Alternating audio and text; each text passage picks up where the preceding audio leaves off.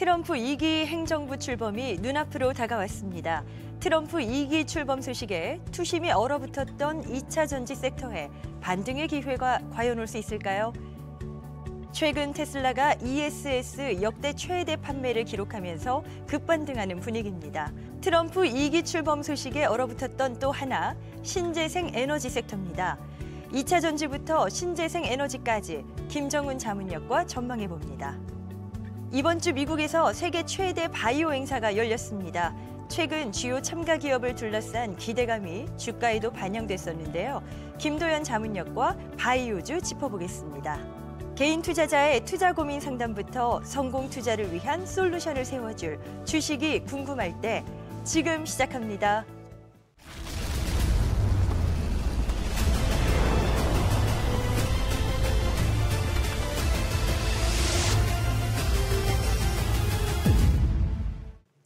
네, 위기에 빠진 개인 투자자들을 구원해줄 두 분의 자문역 인사 나눠보겠습니다. 김정훈, 김도현 두 분입니다. 어서 오세요. 안녕하십니까.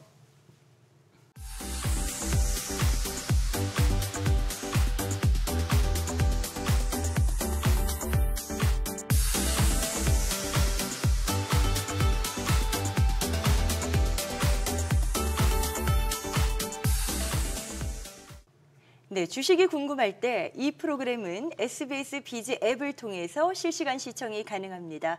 SBS 비즈 앱을 다운받으셔서 더 많은 정보 만나보시길 바랄게요. 2차 전지부터 출발해 보겠습니다. 최근에 2차 전지주 흐름이 좋지가 못했죠. 그래서 이제 신저가를 기록하는 종목까지 나오고 있는데 지금이 바닥일까요? 아니면 조금 더 내려갈 여지가 있다, 이렇게 보는 게 맞을까요? 최근까지 2차 전지 섹터는 전기차 캐즘 영향으로 인해 실적 둔화로 2차 전지 섹터 전반적으로 안 좋은 모습을 좀 보였습니다. 하지만 2025년 이후에는 중국에서는 전기차가 내연 기관차 수요를 추월할 것으로 보이고요. 특히 유럽연합 EU가 도입한 환경 규제가 세계 자동차 산업의 판도를 바꿀 것으로 예상이 됩니다. 특히 유럽 전체 자동차 판매의 20에서 24% 정도를 차지할 것으로 전망되기 때문에 상반기 이후 2차 전지 산업의 성장이 점진적으로 회복될 것으로 전망됩니다. 그렇게 보신다면 그럼 지금이 2차 전지 쪽의 바닥이다, 이렇게 봐도 문제는 없는 걸까요? 근데 이제 조금 하나의 변수는 있습니다. 네. 그래서 그거 조금 말씀을 드리면 1월 20일에 트럼프 행정부가 출범을 하는데요. 특히 인플레이션 감축법 정책 변화를 좀 확인할 필요가 있습니다. 지금 전망은 이 인플레이션 감축법에 대해서 정책을 축소하거나 아니면 폐기 가능성은 2차 전지 섹터에 좀 부정적인 요인일 수가 있는데 네. 중국 전기차 제품에 대한 대폭적인 관세 인상은 국내 2차 전지 섹터에 긍정적인 영향으로 판단되기 때문에 2025년 상반기를 바닥으로 해서 바닥을 다지면서 점진적으로 회복될 것으로 전망됩니다.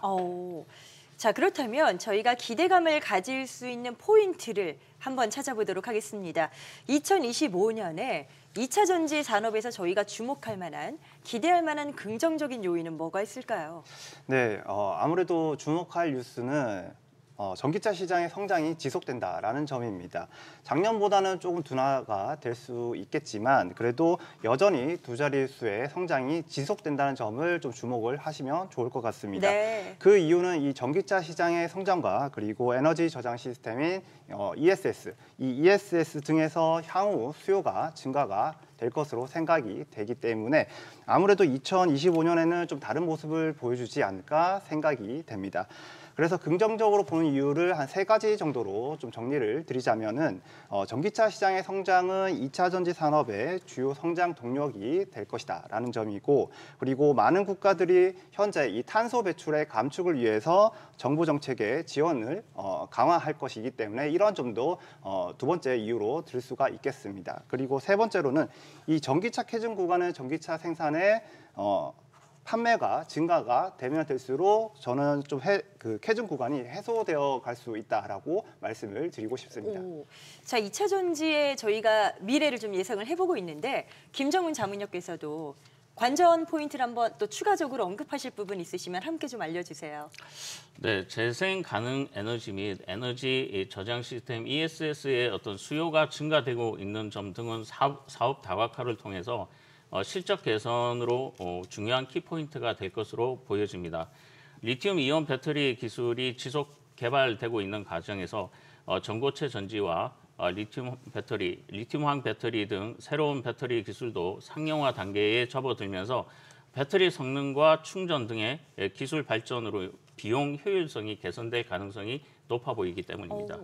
저희가 이제 트럼프 행정부 출범을 한번 이야기해 보겠습니다. 2기 출범 이제 얼마 남지 않았는데요. 트럼프 관련해서는 다들 아시죠? 전기차 보조금을 줄인다는 이런 이야기도 있고 게다가 지금 신재생 쪽을 그렇게 달가워하지 않았었단 말이죠. 이런 이슈는 어떻게 접근하는 게 좋을까요? 네, 트럼프 행정부 1기 때 화석연료 산업에 좀 유리한 정책을 추진을 해왔습니다. 반면에 이 전기차나 신재생 에너지에 대한 보조금이나 환경 규제에 대해서는 다소 소극적인 모습을 보여주었고, 그리고 미중 무역 갈등이 격화가 되면서 전반적으로 시장에 악영향을 좀 주었었는데, 이번 트럼프 행정부 2기 때에도 중국에 대한 관세 인상을 통해서 미중 간의 갈등이 지금 예고가 되어 있습니다. 그렇다면 저희가 이제 그 부분들을 조금 더 지켜봐야 되는데 어떨까요? 생각하시는 의견들이 있으실 것 같은데. 네, 변수가 한 가지 있는데 바로 그 변수는 일론 머스크입니다. 네. 일론 머스크가 이번에 트럼프 당선에 아무래도 1등 공신이었지 않습니까? 그렇기 때문에 이번에는 테슬라의 어떤 규제와 관련해서 좀 완화를 좀 보여줄 가능성이 있고, 그리고 AI 데이터 센터의 건립 등의 이유로 해서 지금 전력이 부족하기 때문에 이러한 부분들을 좀 보충하기 위해서 ESS 그리고 신재생 에너지 부분에 대해서 저는 개인적으로는 긍정적인 정책이 나올 가능성이 조금 있다라고 보고 있기 때문에 이런 부분들을 좀 주목을 하실 필요가 있다라고 말씀을 드리고 싶고, 그래서 이번에는 2차 전지와 ESS 쪽에 대한 관심을 좀 가져주는 게 좋지 않을까라고 말씀을 드리고 싶습니다. 자, 신재생 에너지 사업도 한번 들어가 보겠습니다. 테슬라를 빼놓을 수가 없는 거죠, 자문형님. 일론 머스크가 탄소 포집, 활용 저장, CCUS 분야에 대한 투자를 지속할 전망인데요. 네. 그 속에서 AI 데이터 센터 건립 등의 이슈로 부족한 전력을 만회하기 위해 신재생 에너지 병행이 반드시 필요할 것으로 판단이 됩니다. 특히 트럼프 행정부 2기 출범에서 트럼프 정책 방향에 일론 머스크가 영향을 크게 미칠 수 있는 만큼 향후 ESS 시장에 함께 신재생 에너지 관련 섹터는 역시 2025년 부각될 수 있을 것으로 판단되고 있습니다. 현대차 이야기를 좀 보겠습니다. 현대차의 전기차 모델 5종이 미국의 인플레이션 감축법이죠. 이 IRA 전기차 보조금 대상에 포함이 됐습니다. 이렇게 된다면 반가운 뉴스가 아닌가라고 봐야 되는 것 같은데 어떤 해석이 필요할까요? 네, 현대차가 지금 이제 보조금을 받게 되는 뉴스는 당연히 긍정적으로 우리가 바라볼 수가 있습니다. 네. 기존 같은 경우에는 이 인플레이션 감축법의 어떤 조건을 충족하지 못해서 보조금 혜택에서 좀 제외되는 부분이 있었는데 이번에 한국 정부의 의견이 조금 반영이 되면서 보조금을 받을 수 있게 되었기 때문입니다. 특히 미국에서 현대차의 전기차 리스 비율이 기존 2%에서 30% 이상까지 급증을 하였습니다.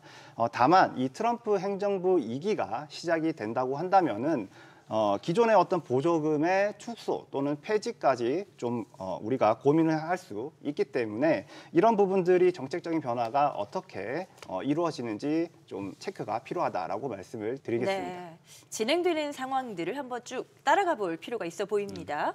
자, 저희가 이제 국내 2차 전지주에 대한 전략들 관심주도 이제 차례차례 뜯어볼 건데 2차 전지주 흐름에 어떤 대장격이랄까요? 크게 영향을 주는 종목들이 또 있잖아요, 자문형님. 네네.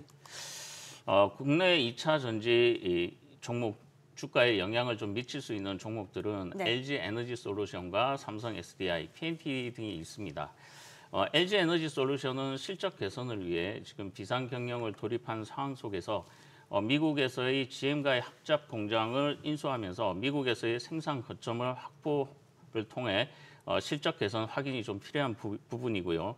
ESS 사업 확대에 대한 실적 개선 확인도 중요한 포인트라고 보시면 좋을 것 같고요. 네. 삼성 SDI의 경우에는 실적 둔화 영향이 선반영되고 있는 상황 속에서 전고체 배터리 개발 여부와 GM이 작년 10월 EV 배터리 소싱 전략을 파우치 타입 단일 폼팩트에서 각형으로 확대 발표한 가운데 2027년 삼성 SDI와 합작으로 미국 내 각형 배터리 양산을 앞두고 있기 때문에 실적 개선 확인이 필요해 보인다라고 말씀드리겠습니다. LG 에너지 솔루션과 삼성 SDI까지 말씀을 주셨고 PNT가 남았어요. 이것은 뭐 체크해봐야 될까요?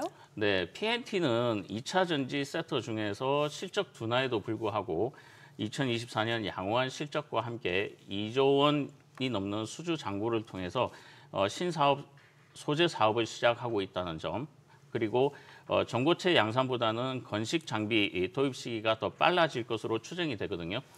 현재 북미 고객사를 포함해서 두세 개 업체들과 협업이 지속되고 있다는 점에서 영향을 줄 것으로 판단이 됩니다. 네, 자 2차 전지주의 흐름을 가늠해 볼 수 있는 그런 종목들 저희가 한번 짚어봤습니다. 자 잠시 후에 또 김정은 자문역의 2차 전지주 마스터픽이 공개되니까요. 계속해서 함께해 주시고요. 김도현 자문역께서 보시는 관심주, 이게 또 어떤 쪽으로 갈지 궁금해지네요. 네, 저도 김정훈 자문위원님이 말씀해 주신 이 PNT와 PL 에너지를 좀 관심 종목으로 보고 있습니다. 네네. 일단 PNT 같은 경우에는 실적이 좀 양호하다라고 볼 수가 있고, 그리고 수주 잔고도 좋습니다. 그리고 신사업으로 IT 소재 사업을 하고 있는데 이런 부분들이 앞으로 실적에 반영되어 갈 것으로 보기 때문에 올해 실적 개선이 전망이 된다라고 생각이 됩니다. 그래서 네. 이 PNT 기업을 한번 체크를 해보시면 좋을 것 같고, 두 번째로는 이 필 에너지라는 종목인데 이 필 에너지는 2차 전지 공정 장비 중에서 핵심 설비를 제작을 하고 있는 기업입니다. 최근에 신규 수주 모멘텀과 그리고 전고체 배터리 개발에 대한 이런 부분들이 주가 상승 모멘텀으로 좀 작용할 수 있지 않을까라고 생각이 되기 때문에 2025년도에는 좀 주가가 괜찮지 않을까라고 보고 있습니다. 네. 자, 이제 기대되는 포인트들까지 두루 살펴서 관심주까지 이어왔습니다. 자, 이제 마스터픽 궁금해지는데요. 김정은 자문역의 마스터픽 바로 공개하도록 하겠습니다. 네, 마스터픽 이제 김정은 자문역의 최선호주 아닙니까? 네. 어떤 종목일지 너무 궁금해요. 우선은 전력 수요와 함께 성장하는 ESS 시장에서의 수혜주라고 보시면 좋을 것 같습니다. 빅테크 AI 투자 확대에 따른 데이터 센터발 전력 수요가 쭉 증가할 것으로 보이는데요. 이때 꼭 필요한 시스템이고요. 금리 인하 국면의 자본 비용 부담 감소도 신재생 에너지 및 ESS 프로젝트 확대에 따른 수혜주입니다. 배터리를 이용한 에너지를 저장하는 배터리 에너지 스토리지 시스템이죠. 배스 중심의 시장 확대에 대한 수혜주이기도 합니다. 이 증가와 공급 개선이 맞물리면서 배스 시장은 급격한 성장이 기대되는데요. 배스 보급량은 2023년 89기가와트에서 30년 782기가와트로 증가할 것으로 전망되기 때문입니다. 네. 마지막으로 순행식 냉각 솔루션 리튬 이온 배터리 기반 ESS에선 명확한 우위를 점할 기술력을 보유한 기업으로 2025년 실적 성장이 지속될 것으로 전망이 됩니다. 네, 아주 기대되는 포인트들이 많습니다. 어떤 종목인지 궁금한데 왜 종목명은 말씀을 안 하실까 궁금하시죠? 저희가 카카오톡 채널 내에서 공개 중입니다. 자, 카카오톡에서 주식이 궁금할 때 검색하셔서 친구 추가하시면 그 종목이 무엇인지 확인 가능하세요.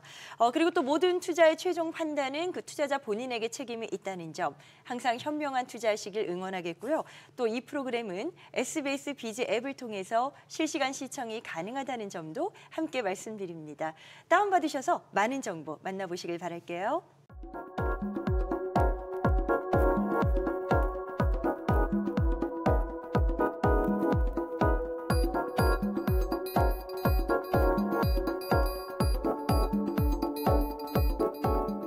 네, 많은 개인 투자자분들이 가장 고민되는 것들 중 하나가 내가 보유한 종목을 어떻게 가져갈까라는 바로 이 문제일 겁니다. 뭐 영영 풀리지 않는 그런 또 답안이기도 한데요.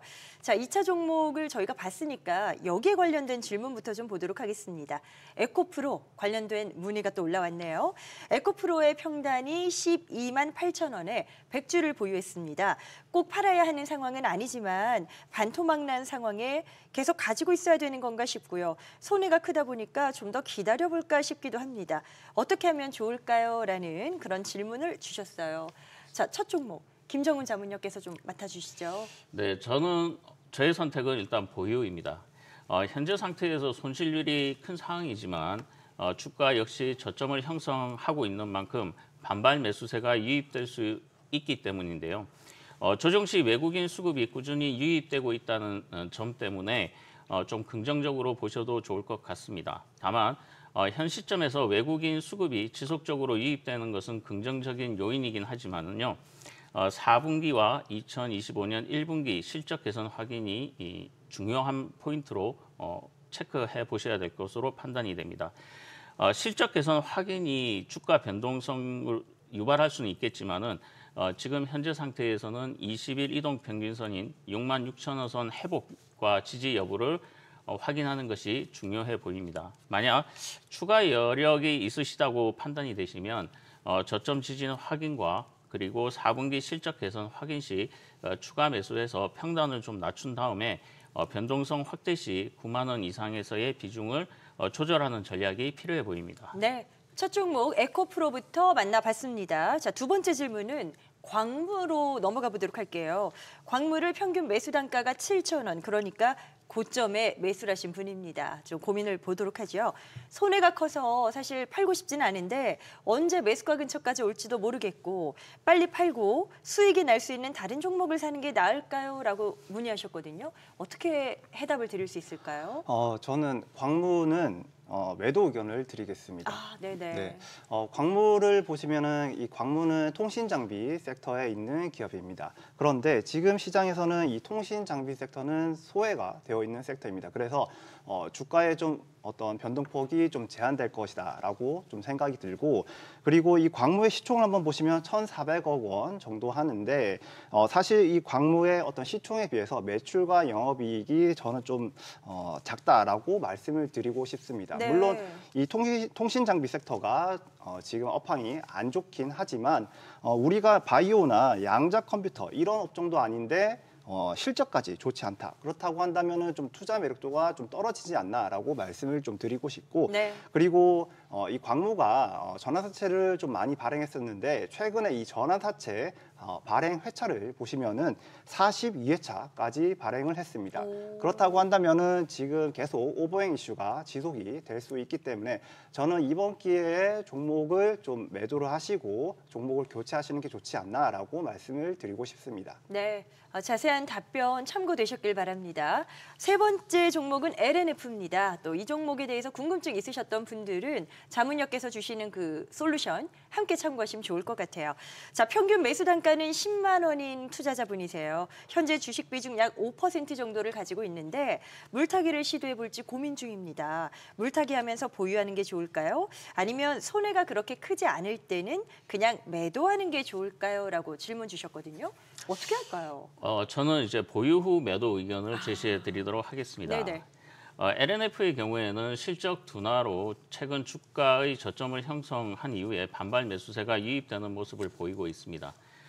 LNF의 경우에는 국내 최초 북미 전기차용 LFP 배터리 업체인 원사와 MOU를 체결하면서 2027년부터 양극재에 대한 중장기 공급을 할 전망이 되고 있습니다.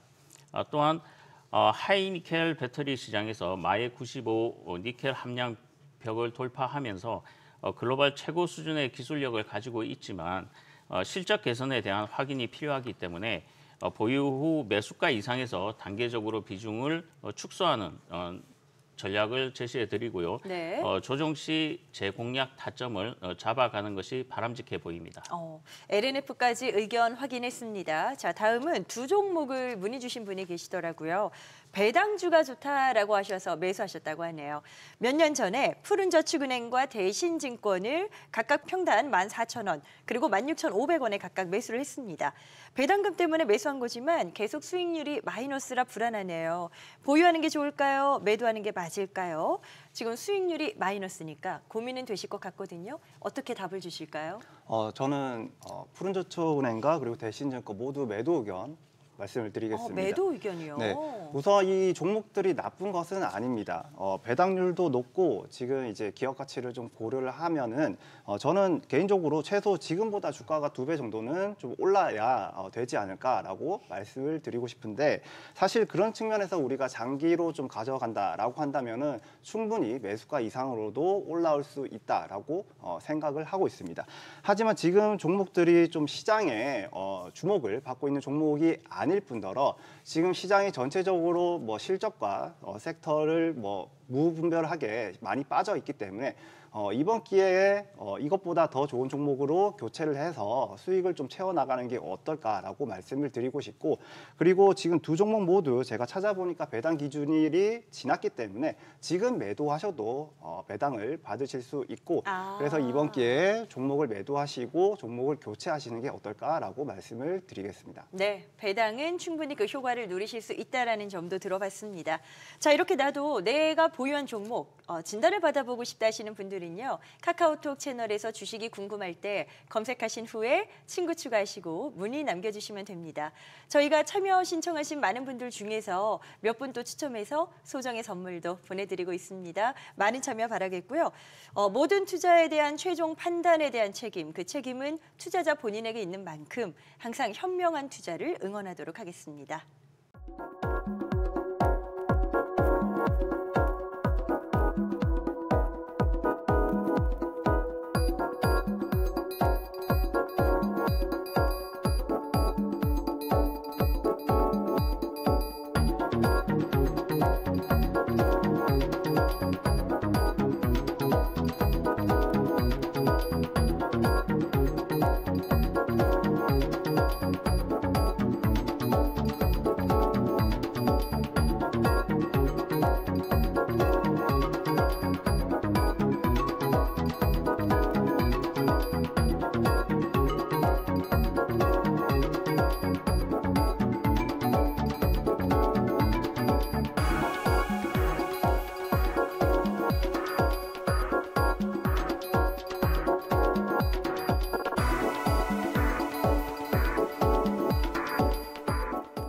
네, 이번에는 바이오 쪽 한번 이야기를 나눠볼까요? 자, 바이오. 이번 주 아주 큰 행사가 있었습니다. 그것부터 짚어봐야죠. 네, 13일부터 JP모건 헬스케어 컨퍼런스가 열립니다.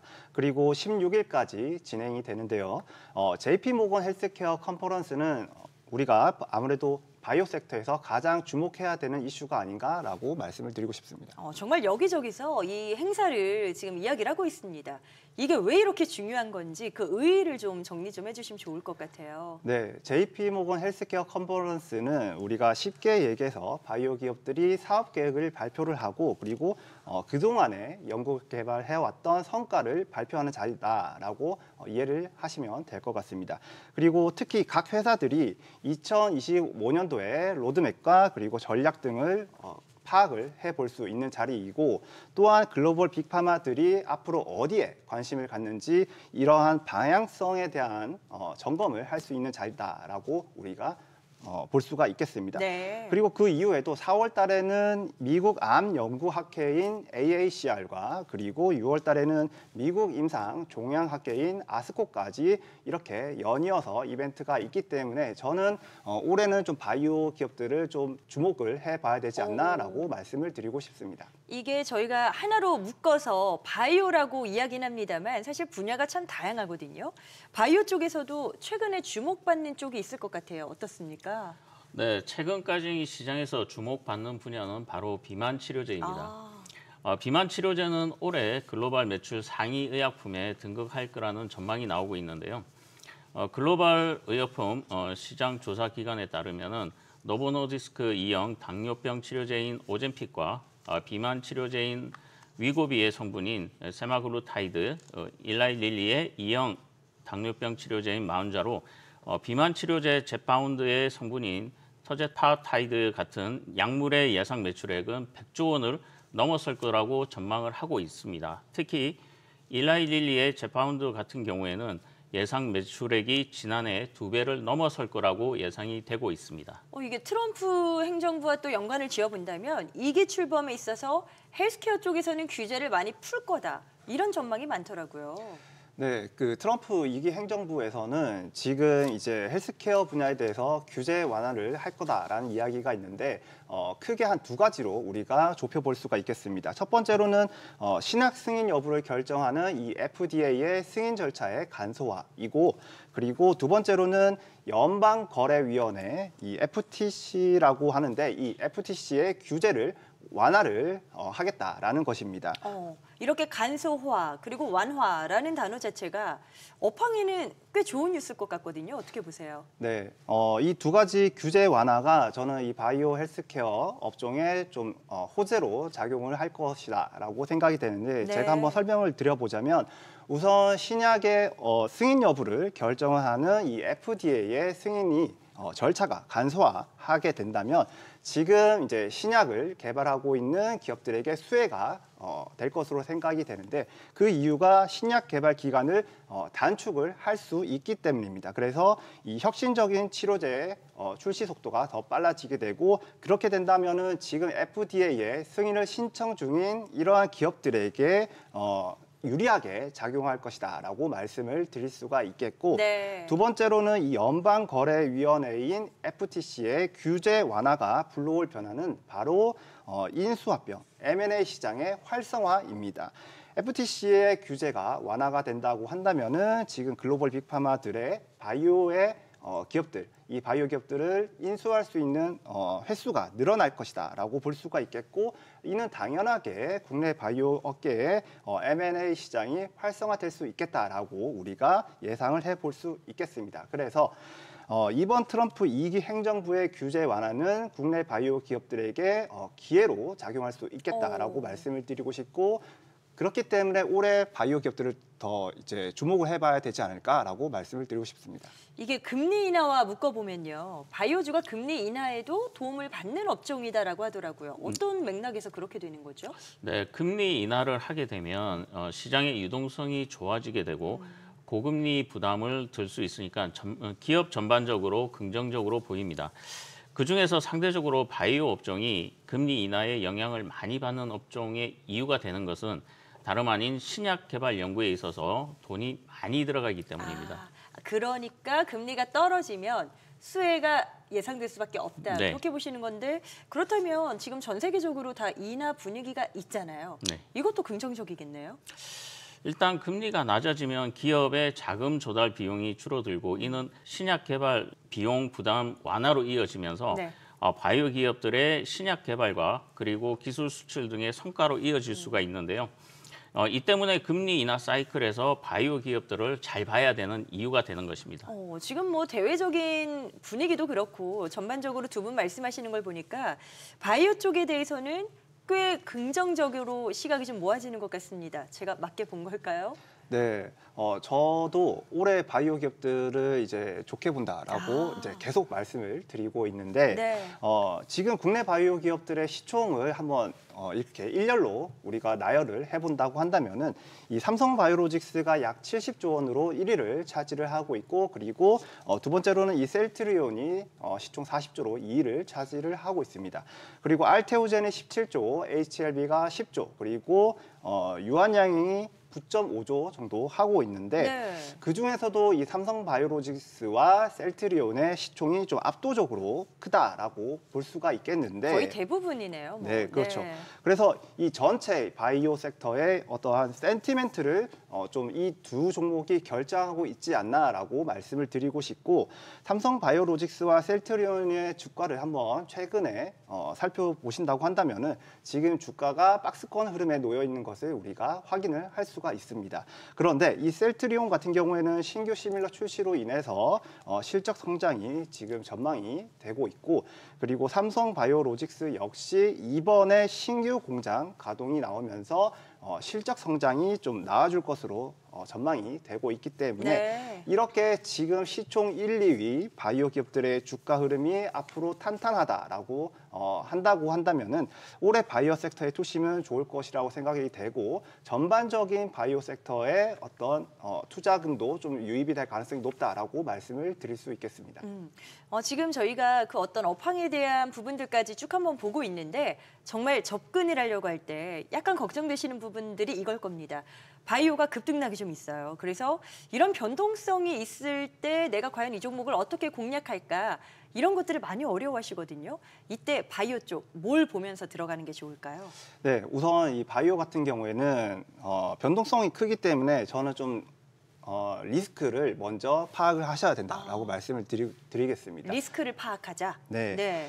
우선 이제 주의할 점이 뭐냐고 하냐면은 바이오 기업들은 사실 이 자금 조달 이슈가 많이 발생을 할 수가 있습니다. 그 이유가 보통 이 신약 개발 같은 경우에는 장기적인 관점에서 우리가 바라봐야 하고 그 이유가 바로 뭐냐면은 이 신약 개발은 보통 이제 평균적으로 타겟 물질 발굴에서부터 신약 하나를 개발을 해서 완료하기까지 10년에서 한 15년 정도 걸린다고 합니다.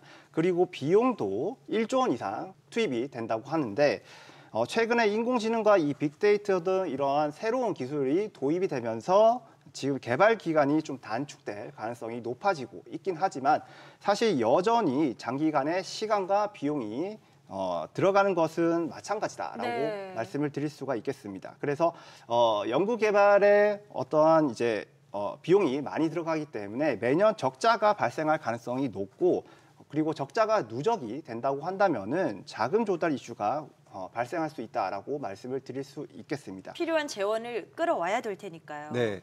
그렇기 때문에 바이오 기업이 유상증자나 전환사채를 좀 반복해서 찍어낸다고 한다면은 이 기업의 주가가 계속 우하향하면서 반면에 주식수는 더 많이 증가하는 그런 경향을 많이 볼 수가 있겠는데 저는 이 바이오 기업들을 좀 투자하실 때 이런 부분들을 좀 체크를 하시면서 투자하는 게 아무래도 리스크 관리에 도움이 될 거다라고 말씀을 드리겠습니다. 바이오주에 투자할 때 유의하셔야 할 점까지 김도연 자문역이 짚어드렸습니다. 잠시 후에는 마스터픽까지 공개하실 거거든요. 계속해서 함께 하시고요. 그에 앞서서 김정은 자문역의 관심주, 바이오 쪽에서는 뭐를 가장 우선으로 여기시는지 좀 들어볼게요. 네, HK 이노엔이랑 HLB를 한번 체크해 보셨으면 좋겠습니다. 두 개 종목이네요. 네. 그 이유는 바로 FDA 규제 완화로 신약 개발 속도가 가속화된다면 미국 진출을 계획하고 있는 기업들의 긍정적인 영향을 줄 수 있기 때문입니다.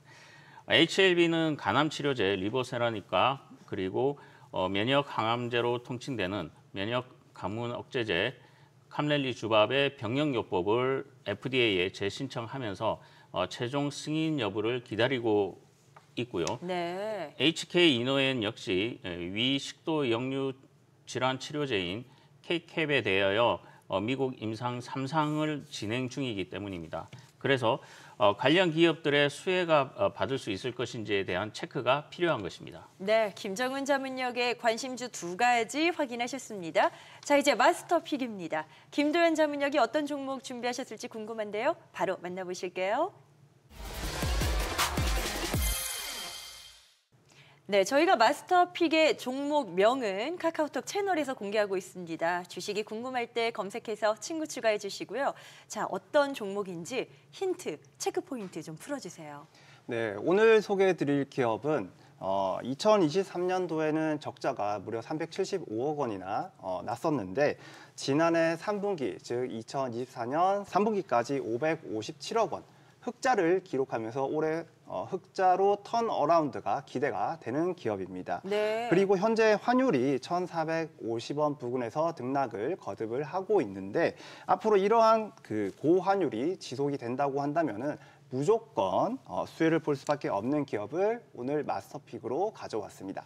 자, 마스터픽의 힌트가 실적 개선과 또 환율의 효과 이런 것들을 말씀하신 건데 구체적으로 좀 더 알려주세요. 네, 첫 번째로는 이 기업이 개발한 혁신 신약의 매출 증가에 따른 높은 성장성이 전망된다는 점입니다. 이 기업이 만든 신약은 2019년도에 FDA의 허가를 받아서 2020년부터 미국에 판매를 시작을 했는데 점차 매출이 증가하면서 작년 2분기부터 분기 매출이 1,000억 원씩 찍히기 시작을 하면서 무섭게 매출이 올라오고 있습니다. 여기다가 현재 환율이 1,450원을 넘어가는 그런 흐름을 보여주고 있기 때문에 이러한 고환율이 추가적인 수혜를 이끌어낼 수 있다라고 말씀을 드리고 싶고 네. 회사는 2029년까지 국내 제약사 최초로 블록버스터 신약 연간 1조 원의 매출을 만들겠다라는 목표를 보여주고 있습니다. 그리고 두 번째로는 신규 파이프라인의 성장성이다라고 말씀을 드리고 싶은데 앞서 말씀드렸던 이러한 신약의 현금 창출력을 활용을 해서 현재 글로벌 신약 트렌드에 부합하고 있는 방사성 의약품과 그리고 표적 단백질 분해 치료제를 현재 준비 중에 있습니다. 이 방사성 의약품은 RPT라고도 하는데 이 RPT의 후보 물질 중 하나가 국내에서는 현재 전임상을 진행 중에 있고 2025년 말에 임상 1상 IND 제출을 목표로 해서 국내와 중국의 투트랙으로 임상을 진행할 예정입니다. 그리고 또한 TPD, 표적 단백질 분해 치료제라고도 하는데 이 TPD는 현재 항암 타키신 P300 단백질의 선택적 분해제 등을 포함을 해서 6가지의 항암 관련 파이프라인을 개발 중에 있기 때문에 그래서 이러한 이유들 때문에 오늘 말씀드린 이 마스터픽을 한번 관심 있게 지켜보시면 좋을 것 같습니다. 네. 다방면의 성장성을 강조하셨습니다. 자, 이 마스터픽 어떤 종목인지 궁금하시죠? 주식이 궁금할 때 카카오톡 채널로 들어오셔서 친구 추가하신 후에 종목명을 확인하실 수 있겠습니다. 모든 투자의 최종 판단은 투자자 본인에게 그 책임이 있는 만큼 항상 현명한 투자를 응원하겠고요. 또 저희 프로그램은 SBS 비즈 앱을 통해서 실시간 시청이 가능하다는 점 다시 한번 알려드립니다.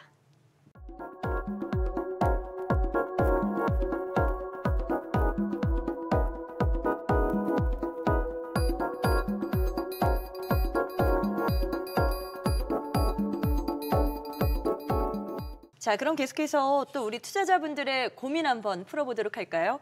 이게 수익이 날 때는 사실 문제가 안 돼요. 그런데 손실이 커질수록 내가 보유한 이 종목을 어떻게 해야 될까 정말 머리 아프실 겁니다. 자, 바이오주 왔으니까 바이오 전망 궁금해하셨던 분들에게 답을 좀 드리도록 하죠. 첫 번째, 피플바이오가 올라왔습니다. 자, 피플바이오는 평균 매수 단가가 6,000원이신 분, 6,000원대라고 지금 밝혀주셨고요. 호재가 터질 거라고 해서 샀는데 그냥 내려가기만 합니다. 호재가 터지기를 기다리면서 계속 가지고 있어도 될까요? 라고 질문 주셨어요. 이거 보유할까요? 아니면 매도를 할까요? 김도현 자문위원님 좀 답을 주시면 좋을 것 같은데요. 네, 저는 이 피플바이오는 매도하셨으면 좋을 것 같습니다. 매도요? 네, 그 이유가 사실 이 피플바이오 같은 경우에는 알츠하이머 진단 관련주이고 그리고 지금 국내에서 이 알츠하이머 치료제로 레켐비가 출시가 되면서 이 혈액 진단에 대한 수요가 증가가 되고 있습니다. 그래서 이런 부분들이 지금 피플바이오의 주가 상승 모멘텀으로 작용을 할 수 있을 것이다라고 저도 보고 있는데 저는 리스크를 좀 먼저 말씀을 드리고 싶습니다. 지금 피플바이오가 현재 적자가 지속 중이고 아까 제가 말씀드렸다시피 적자가 지속이 된다고 한다면은 자금 조달로 이어질 수가 있겠다라고 말씀을 드리고 싶습니다. 여태껏 전환사채 발행을 통해서 지금 자금을 조달해 왔지만 혹시라도 주주 배정 유상증자가 발생을 하게 된다면 주가는 추가적인 하락을 나올 수 있다라고 말씀을 드리고 싶고 네. 그러한 리스크를 보유하고 있는 기업이다라는 것을 좀 염두를 해두시면 좋을 것 같습니다. 그리고 지금 이 피플바이오가 기존에 발행을 해왔던 이러한 전환사채도 오버행 이슈로 앞으로 작용을 할 수 있기 때문에 저는 좀 주가 상승 모멘텀을 기대를 하기보다는 지금은 리스크 관리를 좀 신경 써야 되지 않나라고 말씀을 드리고 싶고 종목을 매도해서 다른 종목으로 좀 교체 투자를 하는 게 어떨까라고 말씀을 드리겠습니다. 네. 자, 피플바이오는 이제 호재가 터질 거다라고 누가 또 말씀을 해주셨나 봐요. 그래서 정보를 들으시고 매수하셨는데 일단 지금은 리스크 관리에 주목할 필요가 있다라고 말씀을 주셨습니다. 자, 다음 종목 셀트리온으로 넘어가 보도록 하죠. 자, 셀트리온 가격이 하락했을 때 매수했습니다. 평균 매수 단가는 15만 5천 원인데요. 비중은 30% 정도입니다. 6개월 뒤에 목돈이 들어가서 이제 팔아야 하는데 그때 가서 파는 게 좋을까요? 아니면 지금 팔아서 그 기간 동안 또 다른 데에 투자를 해보는 게 더 유리할까요? 지금보다 상승 가능성이 더 있는지 궁금합니다라고 하셨어요. 이게 더 올라갈지 이제 어떻게 진행될지가 궁금하신 건데 어떻게 할까요? 매도할까요? 보유할까요? 일단은 보유할 것을 추천드립니다. 보유요? 네, 셀트리온의 경우에는 첫 번째 염증 성장 질환 관련 신약 파이프라인이 확대되고 있고요. 두 번째는 약 1조 5천억을 투자해서 20만 리터 공장 건설로 인해 위탁 개발 생산인 CDMO 사업 확대로 인한 실적 개선이 지속될 것으로 보여집니다. 특히나 주주환원 정책으로 5,500억 규모의 자사주 소각과 그리고 배당 등의 이슈가 부각될 수 있기 때문입니다. 특히 현재 6개 품목에서 11개까지 시밀러 품목 증가 예정되어 있기 때문에 실적 개선 기대감이 부각될 수 있기 때문에 잘 지켜보셔야 될 것 같은데요. 네. 다만 이제 6개월 뒤에 목돈이 필요하시다고 판단이 되면 주가 변동성이 나올 때 20만 원 이상에서는 단계적으로 비중을 조절하면서 이익을 극대화하는 이러한 전략을 제시해드리도록 하겠습니다. 네, 보셔야 되는 라인이 이제 20만 원대 정도, 그 정도 선을 제시하셨고요. 목돈이 필요하시면 또 현금화하셔야 되니까 그때 비중을 줄여가면서 이익 실현하시는 전략으로 참고하시길 바랍니다. 삼성 바이오로직스가 올라왔네요. 지금 이 종목도 궁금하신 분들 많으실 텐데 세 번째 질문으로 확인하겠습니다. 평균 매수 단가는 73만 원입니다. 113만 원까지 오를 때 팔아야 했었는데 놓쳤습니다. 지금이라도 수익 실현하는 게 나을까요? 아니면 다시 한번 113만 원을 기대해 볼 수 있을까요? 라고 하셨어요. 이게 또 수익이어도 고민되는 게 더 올라갈까 봐. 이게 또 사실 아쉬운 부분이 생길 수 있잖아요. 어떤 선택을 하는 게 좋을까요? 네, 오늘 제가 이제 물어보신 종목들 전부 네. 다 이제 매도 의견을 드렸었는데 이 삼성바이오로직스는 보유 의견 드리겠습니다. 보유하자. 네, 네. 삼성바이오로직스 같은 경우에는 지금 생산 능력 기준으로 해서 세계 1위 그리고 점유율 기준으로 해서 세계 4위 CDMO 기업입니다.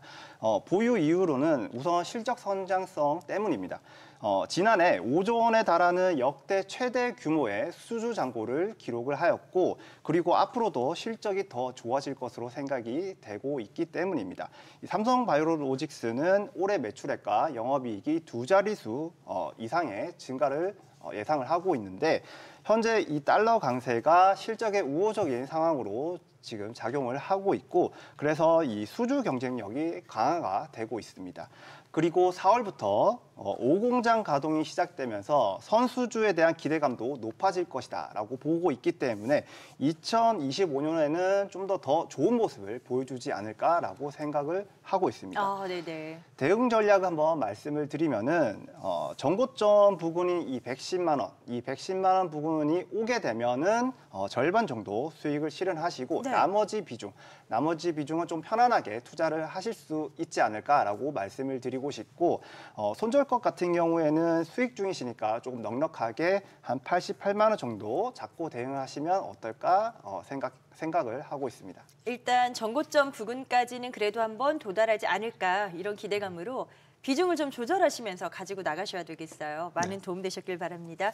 자, 하나 더 보도록 할게요. 이번에는 3년 전에 드림 시큐리티를 매수했다라고 하신 분이세요. 평균 매수 단가는 4,300원에 매수했습니다. 답답해서 그냥 빨리 팔아버리고 싶은 마음이거든요. 조금 손해를 보더라도 그냥 팔까요? 아니면 곧 이 평균 매수 단가까지는 올 것 같으니까 조금 더 기다릴까요? 라고 하셨는데 지금 약간 마음은 정리하시고 싶으신데 또 손해는 무섭거든요. 어떻게 하는 게 좋겠습니까?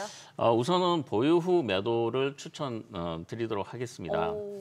드림 시큐리티 같은 경우에는 보안 관련 섹터 종목으로 2024년 실적은 2023년도 실적에 비해 소폭 둔화될 것으로 보여집니다. 최근 이제 양자 관련 섹터가 특히 양자 컴퓨터 개발이 임박하면서 보안 관련 섹터에 대한 중요성이 부각되고 있기 때문에 매수가 이상에서 비중을 축소하는 전략을 제시해 드리도록 하겠습니다. 네. 종목 상담 나도 필요하다 하시는 분들은요. 카카오톡 채널에서 주식이 궁금할 때 검색하신 후에 친구 추가하시고 들어오셔서 글 남겨주시면 됩니다. 저희가 참여해 주신 분들 중에 몇 분을 추첨해서 소정의 선물도 보내드리거든요. 많은 참여 바라겠고요. 또 이런 투자의 최종 판단에 대한 책임, 그 책임은 투자자 본인에게 있기 때문에 항상 또 현명한 투자하시라는 점 말씀을 번복해서 드립니다. 자, 이렇게 해서 저희가 종목 진단까지 나눠봤습니다. 계속해서 카카오톡 채널로 글 많이 남겨주세요.